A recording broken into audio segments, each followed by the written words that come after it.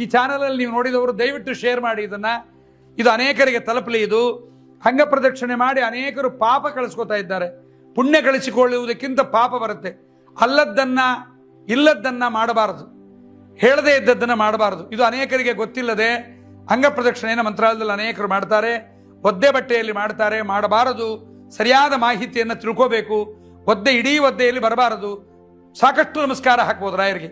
ಇಲ್ಲಿ ಪದ್ಧತಿ ಹೇಗೆ ಅಂದರೆ, ರಾಯರ ಎದುರುಗಡೆಗೆ ಒಂದು ನಮಸ್ಕಾರ, ರಾಯರ ಬಲಭಾಗಕ್ಕೊಂದು ನಮಸ್ಕಾರ, ರಾಯರ ಅಂದರೆ ಆಗ್ನೇಯ ಮೂಲೆಗೆ, ರಾಯರು ಪೂರ್ವಕ್ಕೆ ತಿರುಗಿದ್ದಾರೆ, ರಾಯರ ಬಲಭಾಗ ಆಗ್ನೇಯ, ರಾಯರ ಬಲಭಾಗದಲ್ಲಿ ಮತ್ತೊಂದು ನಮಸ್ಕಾರ, ಮೂಲೆ ಆಯಿತು, ಮೂಲೆಯ ಪಕ್ಕದಲ್ಲಿ.